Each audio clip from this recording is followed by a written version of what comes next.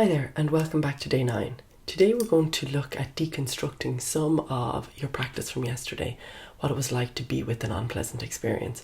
So we're going to look at the diamond that we talked about before when we were exploring the pleasant experiences. So the physical sensations, the thoughts, the emotional tone or feeling, and the behaviour as a result of that unpleasant experience.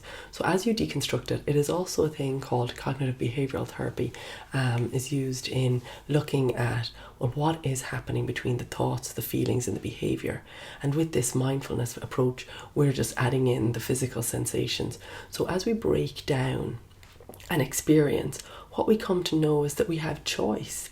That actually, yes, there may be the physical sensation there, and there may be the thought or the emotion, but when we have this experience, we have choice as to how to go to take that forward.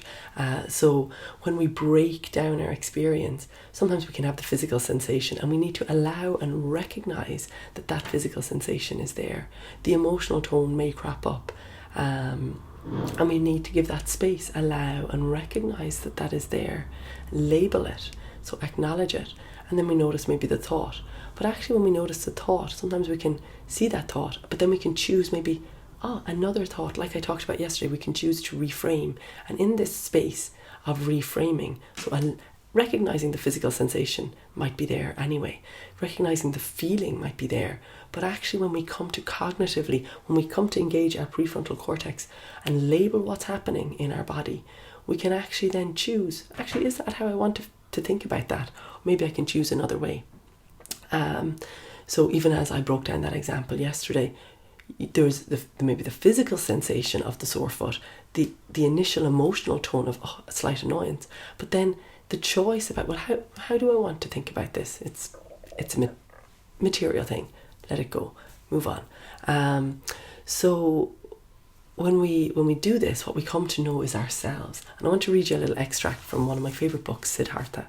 And he moved from teacher to teacher because he wanted to learn the great wisdom that would essentially mean that he could be without suffering, that he recognizes suffering in all walks of life, and everybody gets a different dose of it, a different type of it, but ultimately this being human has with it an element of suffering. So this passage is quite nice. So he asked himself, what is it that you want to learn from these teachings and these teachers? And although they have taught you much, what is it that they could not teach you? And he thought, it was the self. It was the character and the nature of which I wished to learn. I wanted to rid myself of the self, to conquer it. But I could not conquer it. I could only deceive it, and only fly from it. I could only hide from it. Truly, nothing in the world has occupied my thoughts as much as the self, this riddle that I live, the one that I am. I am one and I am separate, and I'm different from everybody else, that I am Siddhartha, and about nothing in the world do I know less than about myself, about Siddhartha. What I love about this passage is that really we can come to know the mountains in the world, we can come to know different parts of the world, the outer world, but actually it's the quality of looking inside, to knowing our reaction to things, knowing our reaction when we stub our toe, when we encounter fear or suffering, when we encounter ourselves, our own anxieties, our own depressions, our own joy, elation, how we react to these different things. So this brings us to these patterns that we develop. So we learn these patterns from early childhood, from very young age. We pick them up from our parents, from society, from our culture, from our teachers, from all the behaviours that surround us. And actually, the more we come to know ourselves, the more we can deconstruct those patterns. So we can see, I tend to jump into this kind of reactive behaviour, or I tend to behave in this kind of a way when I'm faced with a stressor, a big stressor or a little stressor. So the invitation now is, by noticing or by opening up your awareness to that which you deem unpleasant in the world, what do you notice about your reactions? Is your reaction your tendency to go to this kind of a place? Is your tendency to go to that kind of a place? What is ultimately inside yourself? And this is the invitation. really, and what Siddhartha was talking about.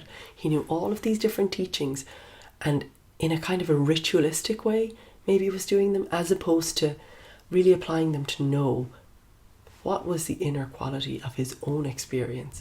So what I love about the practice of mindfulness and compassion is it isn't about learning off something. It isn't about breathing in 1, 2, 3, 4. It is about analysing your direct experience. It is about bringing awareness into your life. What do you become aware of? So you have this observer, this person or this entity or this part of yourself that is always with you and is constantly observing your life, observing how you behave, and just observing. Not saying it's good or bad, nothing like that, just observing. So this quality of observation helps us to think about our thinking. And from this place of awareness, then we can positively construct how we might adapt or change our behaviour. And we can't change anything without awareness. So this is where the beginning to become aware of how you are with pleasant experiences and how you are with unpleasant experiences is really important. So we start to notice there's two qualities. When we're with pleasant experience, sometimes we might grasp a little bit. We might grasp to try to hold on to that experience. And this kind of clinging is considered attachment. We get attached to something. We don't want it to end. And that can create a lot of suffering. When you've fallen in love for the first time and that person decides they're no longer in love with you and they move, they leave, that creates heartbreak. And that sense of attachment, of not wanting to let that person go. Or when you are eating a really lovely meal and you don't want it to finish, that sense of attachment can create a bit of suffering as well. I don't want it to end, at a very simple level. But it's when we get attached to things, we get attached to a particular job that we loved, and maybe that job isn't there anymore, and that makes us question ourselves. Who are we? What do we do now? So the attachment can create suffering when we really hold tightly onto something. And even for parents whose kids have maybe gone to college or grown up out of that very tiny, young, vulnerable and dependent stage to more independent, they may be slightly attached to that younger child and really kind of reflecting on how they're sad to let that go. So attachment can create suffering, but equally aversion. So, and probably more so in some ways, but both can create suffering. So the aversion, I don't want this. This creates resistance in the mind and the body. I don't want this experience.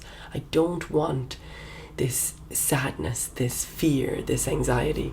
I don't want this maybe social isolation, this cooped upness. Whatever it is, this sense of I don't want creates resistance in the body.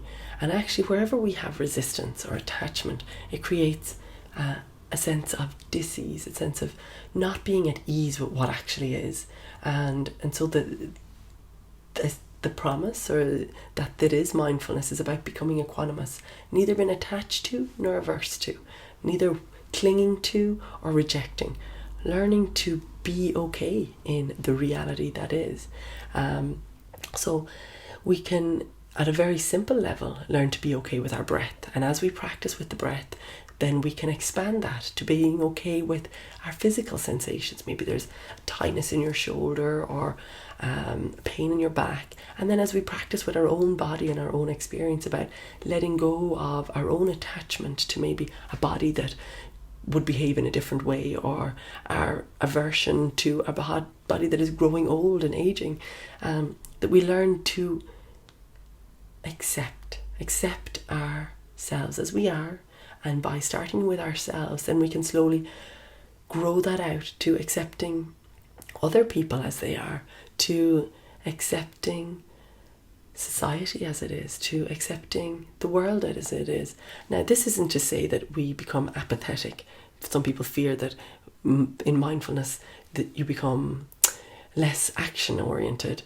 No, the idea is that you accept things that you cannot change, but then that you use your wisdom that you learn from not being caught up in getting irate about everything. You use your wisdom to direct your energy in the areas that you can have most impact.